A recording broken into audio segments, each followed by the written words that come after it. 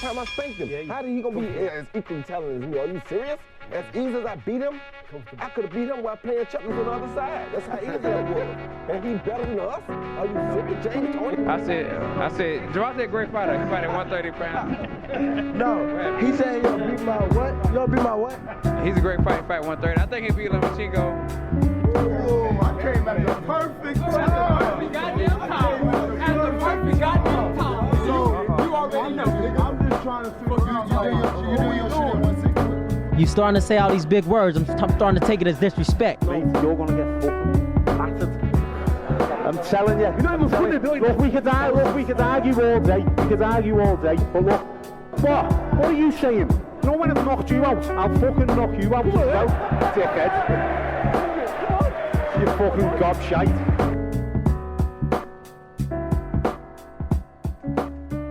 Hey, welcome back to the number one podcast in the sport where, you know, people are making jumping ship look fashionable now. You know, man.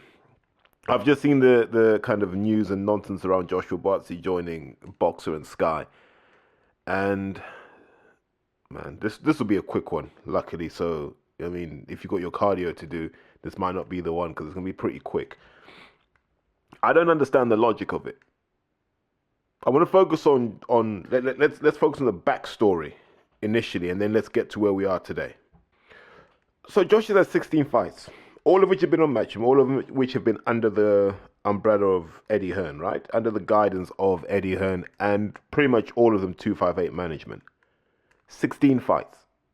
You can't name me 10 people Joshua Buatsi's fought without jumping on BoxRec. You really, really can't. Like, he signed, and for the first 10 fights, he was fighting guys who were being pulled up from middleweight, super middleweight, basically being pulled out of the swamp.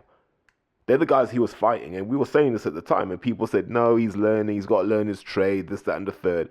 And remember all that kneeling before God and thanking God and all this sort of stuff. And at all of these interviews, he had Eddie Hearn round his arm. And you never saw him look uncomfortable with Eddie Hearn with his arm around him. You never saw him look uncomfortable. You never saw him look distressed. You never saw him look disappointed. But the fans were. The fans were watching going, but you're an Olympic bronze medalist. Let me say, an Olympic bronze medalist. So as we're watching Joshua Buatsi, we're watching Lawrence Okoli get fed to the lions every time. And like Daniel in the lion's den, he tamed every lion. Every lion put in front of him, Lawrence tamed. Meanwhile, we're watching Joshua Buatsi going, but you're the more accomplished amateur here. You're the more accomplished guy. You're the future of this Matchroom franchise. After Joshua's gone, we're looking to you. And you're fighting Ryan Ford and Paraban, and these guys are making it tricky for you. And they're not supposed to. You're fighting guys like Jordan Joseph. And these are wins that you had to thank God for, because without him it wasn't possible. I think my mum could have taken Jordan Joseph in that fight. So then you fight, I don't know who he fought, like his last two fights, it was Spider, maybe Bolotniks, right? Bolotniks is just the guy who was made famous by MTK.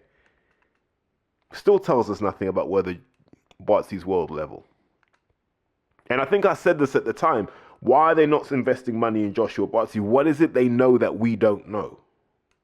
What was it they know that we don't know? What had they seen? What had Matchroom seen or heard? Because they started to walk back from that rhetoric of this guy's going to win all the belts towards, yeah, he's a good fighter. And then I think you saw in the Craig Richards fight that maybe Buatsi's kind of found his level there. Because if Craig had had a bit more belief, if Craig had upped the ante and said, I'm going to just try taking this guy's head off, I don't know if Craig would have lost that fight. I don't believe he would have. So draw a line there. Up until that point, after fight number 16, Joshua Buatsi's been sold to us as this guy. Best light heavyweight in the country, better than Yard, better than Aziz, better than Richards, better than Shakan Pitters, better than Lyndon Arthur. You won't include Lyndon in this out of respect because they face each other in the amateurs. A fight we wanted to see, a fight that could have been made. Never got made. And so in the boxing world, in the sort of South London boxing world, we're all trying to figure out what's going on with Josh. Why is his career stalling when Lawrence is flying? Why is his career stalling when Dan Aziz is moving so fast alongside him and he, to an extent, past him now? How has this happened? No answers were coming out. But you started to see little bits of friction. Josh wasn't as tight with AJ like he was. He wasn't as tight with 258. We don't see Josh in any endorsements. I think he might have done a Nike or an Adidas thing for a bit. But that was it. We just saw him on a billboard. So what work did they really do? Maybe they didn't have anything to work with. I don't know. But here's what I do know. Here's what I can say with absolute certainty. He hasn't got any better. From the guy that beat, it was a Dex Spellman he beat. He hasn't got much better than that. It's still the same trick. It's just, I'm going to throw as many shots as I can. A few of these are going to hit you, a few are not. And that's cool in the amateurs, right? You're going to score loads of points and you're going to overwhelm your opponents. In the pros, you can only do that for so many rounds before guys start to fight back. And if they fight back the same way you attack them, I don't know if you can stand up to that.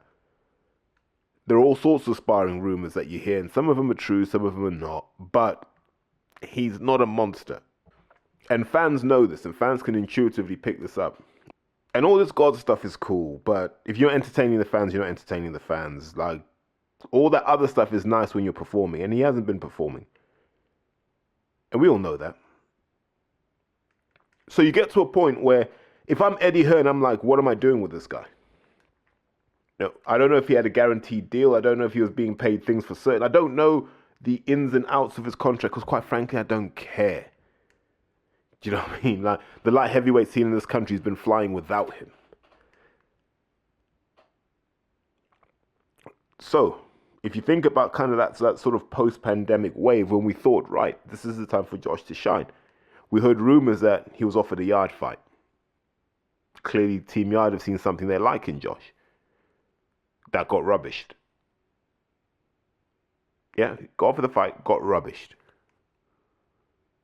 You know, Hearn then comes out in the media, yeah, we'll fight anyone, no one wants to fight.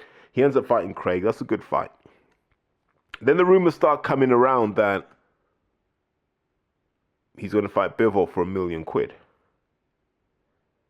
And you're like, And I was having this argument with a friend of mine. Do you take that fight? And I was like, part of me is like, yeah, you take that fight, but the Dan Aziz fight is also a legacy fight. So I could understand why you'd want to look at both of those as options. But the reality is Bivol's a world champion. And if you think you're at that level, this is your chance to show us, because nothing else indicates that. So instead of that, what does he do? He says, right, I'm not going to re-sign with Matchroom. I'm not going to re-sign with 258. I'm going to manage myself. Don't know if that's temporary or permanent. I'm going to go over to Boxer. And here's where I feel sorry for Eddie Hearn. The esteem in which we hold Joshua Buatsi now is mostly down to Eddie Hearn. No one else was banging the drum as hard as Eddie Hearn was. A lot of Joshua's identity is tied in with Eddie Hearn because Eddie was the guy that was telling us this man is the real deal.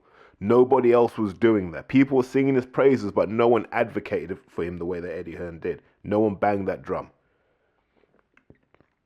And this is a lesson for people in boxing. You've got to know what works best for you. I think he's a Matchroom guy. I think you're one of two kinds of boxers. You're a guy whose talent speaks for itself. Dan, Yard, those sorts of people, like a Eubank Jr. And you don't need an Eddie Hearn type guy. Then you're like a guy like Josh, and it's like, I'm not sure. At that point, you need an Eddie Hearn type guy who's going to bang the drum and drown out the naysayers. Josh needed that. So I find it really, really odd that right now we're talking about Joshua Buatsi going to Sky and Boxer. Because they haven't done anything for anyone. They haven't done a thing for anyone. Unless you're Tasha Jonas. They gave Tasha a platform and it's fantastic to see what she's done. That's about it. They revitalized Johnny Nelson, give him their due. Like, Johnny is now a must-see pundit, whereas at Matchroom he wasn't. But Johnny was a man that didn't need Matchroom. In fact, they did him more harm than good. And maybe he was goofing off on Matchroom almost as like a show of subversion. And if he was, then that was utter genius. But Sky haven't really thrown their lot in with anyone yet. And maybe they've been waiting for guys like Okoli and Buatsi. And I get that. But here's my question. Why didn't you do that for Dan Aziz? Dan Aziz put Sky and Boxer on his back and carried it. He said, I'm your guy. I'll do that for you. I'll win things for you. I'll go abroad for you. Oh, you want to expand into Europe? Yeah, I'm part of that mission. I'm seeing that now with Caroline Dubois and Jamie TKV. We'll help you. What are they going to get back? Because Josh ain't put into this. And people can say that he fought on Sky before the DAZN thing. I get that. Yeah, 100%. But he jumped ship. And when he jumped ship, these new guys came and said, this is our ship now. And I'm going to hear people tweeting. I'm going to see it all. I'm going to, we're going to get Dan Aziz against Joshua Buatsi. Ooh. Number one. Then what? What happens after that? If these guys fight September, October time, you do it at the O2, it won't sell out. Josh doesn't sell tickets. Historically, Josh has never sold tickets. Josh used to box and people didn't want to come and watch him fight. Not that they didn't want to, they just never showed up. Josh isn't the draw that people assume he is. And that's why Eddie was going to feed him to Bivol. That's the only way Eddie can pay Josh what he's asking for, is to put him on the B side to someone like a Bivol or a Canelo. And that's what Eddie was doing. How do I get my money's worth out of this kid? So I don't know what Ben Shalom's figured out here in terms of how he's going to get his money's worth out of Joshua Buatsi, because let's break it down. Beterbiev's tied up with all those belts. He's going to be tied up with guys like Bivol, and I'm sure Pascal will come back into the fore, and there'll be other people who come up, right? So Beterbiev's going to be tied up. Bivol will be tied up with Beterbiev, and then just Matchroom in-house stuff. So where do you go next? You want Joshua Buatsi, a guy whose career has stalled for the last 4 years, to fight Dan Aziz, a guy who is in form, European champion, one notch away from being world champion. Why should Dan's career be held back so he has to fight Josh? That's the question I'm trying to ask. Why does Dan have to be held back? That's what they're going to do. They're going to hold Dan back. At this point now, we should be talking about Dan fighting for one of the world championships, or fighting the Joe Smith Jr., that final eliminator stage, fighting the Pascal, whoever. Now we're talking about him fighting Josh, and I think right now it feels like a step backwards for Dan. It does. Remember, Joshua Buatsi is a guy who was on Matchroom for years and not once did I want to fight Callum Smith. Not once. So what are we going to get from him? We're going to get fluff. We're going to get fluff. What are they going to do? They dig up Miles Shinkwin. Oh, yeah, here. Josh is going to fight Miles Shinkwin now. Yay. Whoop-de-doo.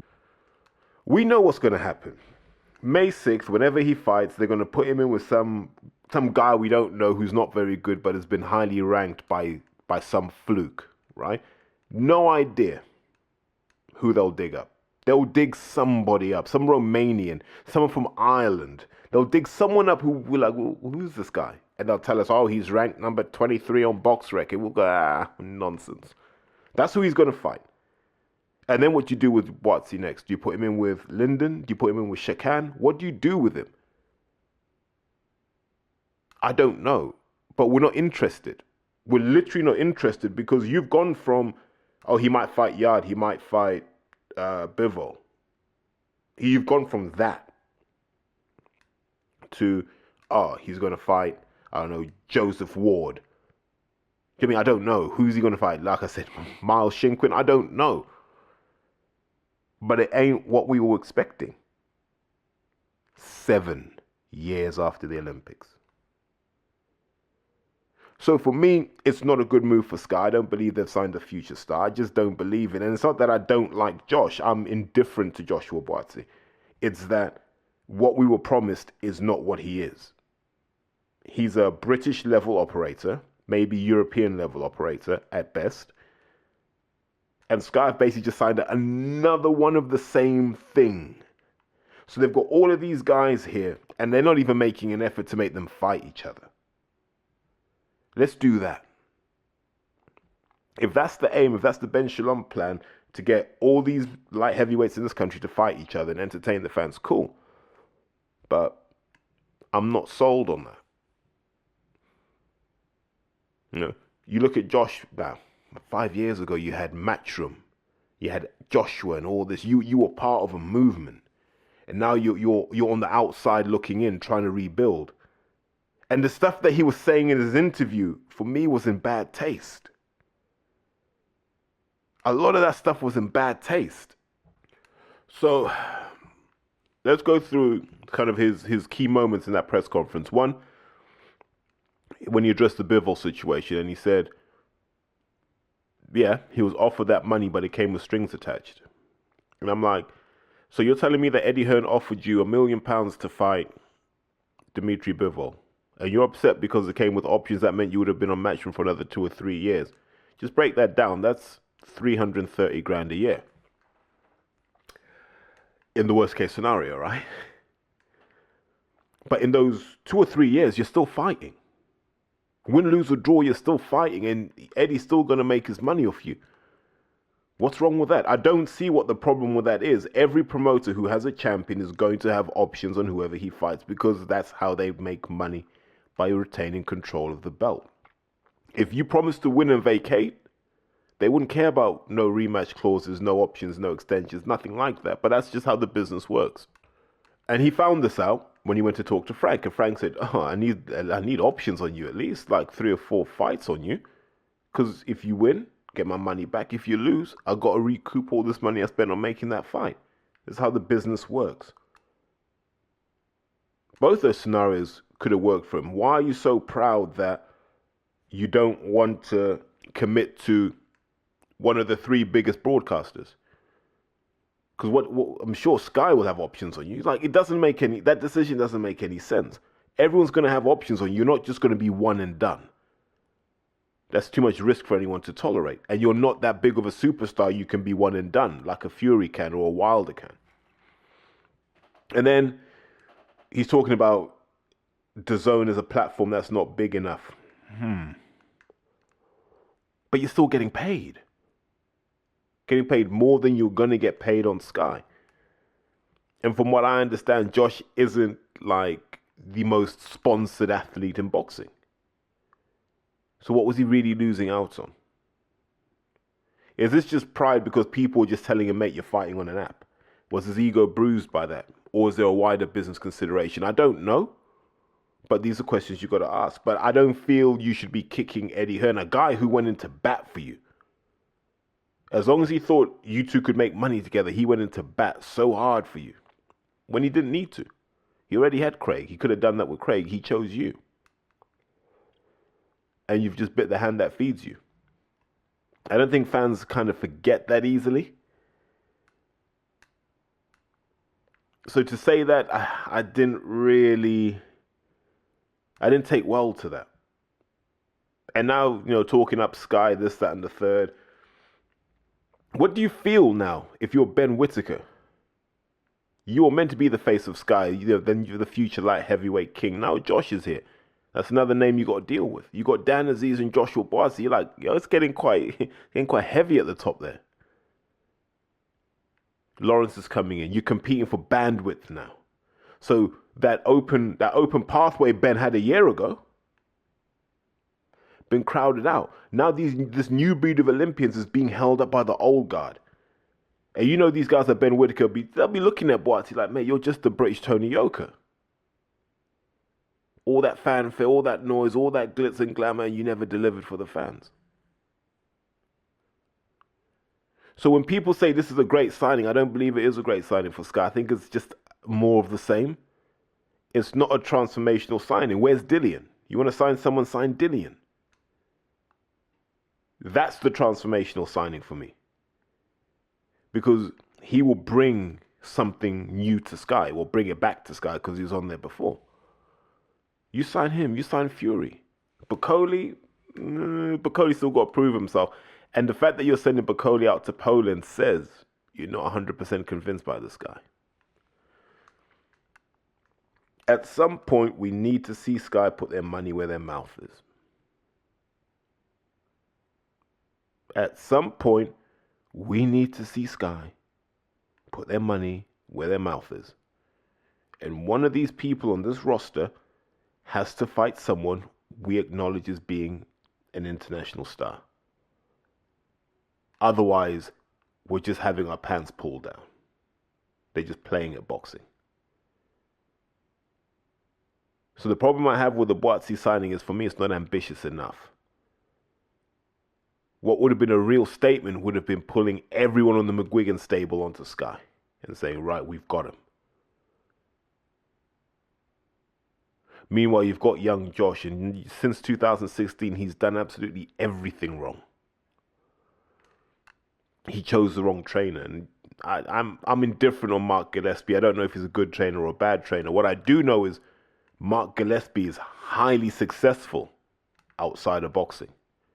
He doesn't make his living from boxing. He doesn't really need boxing. There's a reason why he's not at South Norwood in Victory anymore. Because he doesn't need the hassle. He doesn't need the ag. So he trains for fun. And that's cool. But where's your hunger when you train for fun? I know this. And I've said this on this pod numerous times. The reason I'm not a pro trainer is very, very simple. The money doesn't make sense. And when the money doesn't make sense, you're never as hungry as the boxer is. And when you're not as hungry as the boxer, you're holding them back. So Josh realizes the Mark thing maybe is not working, then goes to Virgil Hunter. Another bad decision, because historically, the Virgil Hunter approach has worked with absolutely nobody called, or not called Andre Ward, I should say. We saw it with Tony Yoka. There was just nothing there, because Virgil Hunter's a man who's 70 now.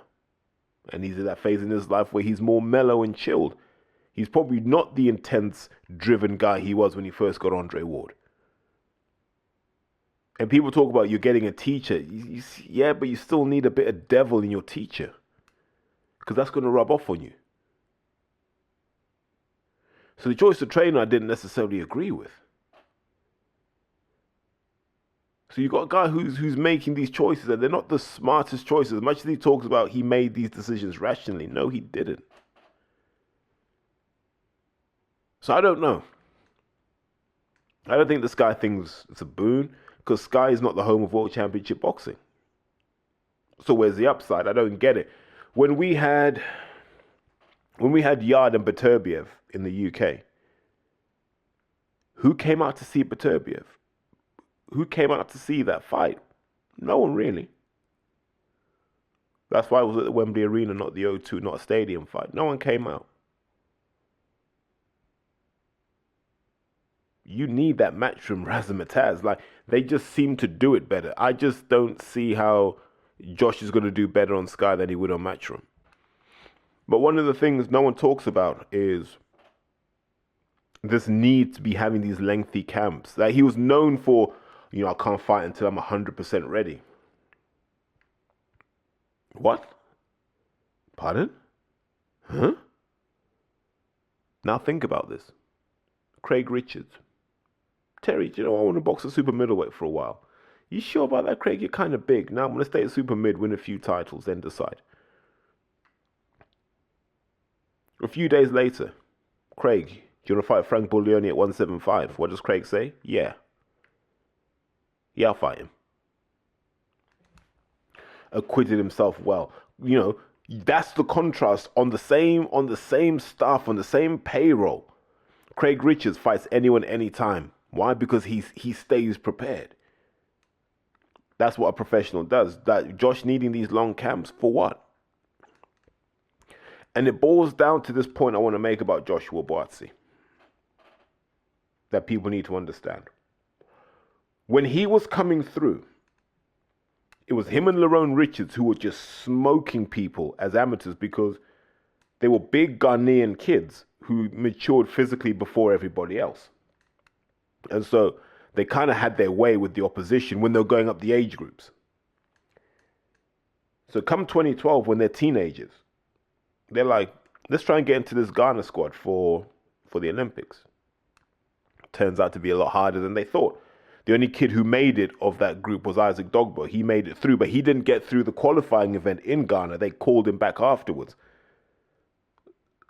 So Lerone and Josh tried to box for Ghana, didn't work out for them, came back into the English system. But if you're prepared to fight for the Olympics in 2012, is it a surprise you start winning titles in 13, 14, 15, 16? It's not. You've been ready. So when you look at his rivals, where was Sterling in 2012? I think he was on holiday in New York. The only guy I know who went to New York on holiday and didn't take his boxing gloves. You know, Sterling was kind of between multiple worlds. Aziz, embryonic amateur, still learning his craft. And that shows you how long I've known Dan. And I know what Dan was like back then. He wasn't ready for that top level where he's ascending to now. Craig was down at Palmer's, and Craig was still learning. So Dan and Craig, like in terms of experience, are kind of peers because they kind of bubbled through at the same time. But at this point, Josh is already well ahead. And this is just in Southeast London. Then you got guys like Lyndon Arthur. He was getting up to speed. What's the other lad's name from up north? Dean Lang, he's getting up to speed. So Josh was just ahead of these guys. And what's happened over the last decade is where Josh had that boxing maturity over them, that gap has closed. The physical maturity gap has closed. So people who were miles behind and looked at Josh as the standard bearer don't do that anymore. Look at Dan Aziz. 3 years ago, Dan was looking up and going, right, imagine being where Josh is right now. And Dan's just gone zoop, zoop, zoop, zoop, zoop. Become the more credible threat. That's where we're at right now with Joshua Buatsi. He has it all to prove. If he ends up fighting some Romanian, some Lithuanian, or whoever it is, we know that they're not serious. Because then they're just telling us, oh, we're just going to have Dan and Josh fight, and that's going to make a ton of money. It's not going to make a ton of money. Because as much as I love Dan Aziz and as much as I will bang the Dan Aziz drum, Dan is big in the hardcore boxing world. That's where Dan is big. And in the hardcore boxing world, you generally don't buy tickets. You never see these hardcores at shows. Because a lot of them don't live locally. Josh isn't a standalone star. So when you put this show on, you're going to do it in Wembley, the arena. And you're like, how much money can that really generate? Not that much. Dan will make the same amount of money fighting anyone in that Wembley arena. I don't think he needs it. He'll still take the fight because that's the man Dan is, but I don't think he needs it. I think Josh needs this more than Dan does. So I don't know. I can see this just being an attempt by Sky to just steal what was over at Matchroom and bring Matchroom to its knees. With the aim really of bringing Eddie Hearn back and just showing, look, we're the big dogs in this country. You can come back if you want on our terms. And I think Josh is just a small pawn in this game. And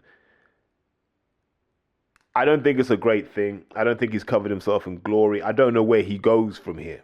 I still think the training team's wrong. I still think his approach is wrong. I think he needs to change his mindset and just be a guy that says, I'll fight anyone, anywhere, anytime, whatever that takes. But then I also understand from his perspective, he has one career. One bad move, and it's all over. But to be fair, there have been a few bad moves, and it's still not over. But maybe this is the fork in the road. He's either going to go on to become another Bivol, or he's going to go on to become another, I don't even know, Ricky Summers. And I'm not saying that disrespectfully to Ricky Summers at all. I'm just saying you might be that guy who could have done more. But yeah, I've heard people talk about all of this. I just think personally, he's been rather dismissive and disrespectful of the guys who put money in his pocket and actually made him relevant to boxing and non-boxing fans. I also think them dragging Dan Aziz away from his celebration and making this about Josh this week and not about Dan's win, I think is also very disrespectful and points something to me that maybe Dan's not a priority for Sky, because they should have been like a proper celebration of what Dan achieved. Like, Joshua Buatsi is a small part of this. You know, Dan's bringing titles to Sky, going abroad and fighting. So, yeah, just a disappointing episode all around is how I describe it, to be fair. But that's boxing for you. You know, we love to recycle old rope. How many chances do people like Frankie Gavin get? How many chances do people get? And you're like, mate, why are you digging this guy up? He's never shown an appetite to be successful, to be great. What are you doing here? Yet the cycle carries on. And on that note, I'm going to tap out and say thanks, guys. I hope you enjoyed this one. I just thought I'd do this one impromptu, nice and quick. You know, just capture the heat of the story.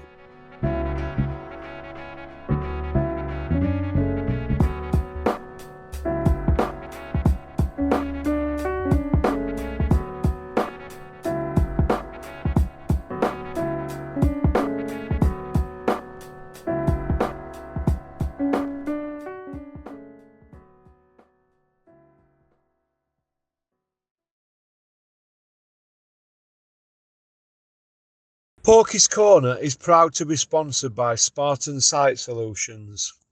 They are specialists in civil engineering and demolition contracts for the construction industry. Interested parties should visit their website or contact Porky's Corner for a referral at porkycorner@mail.com.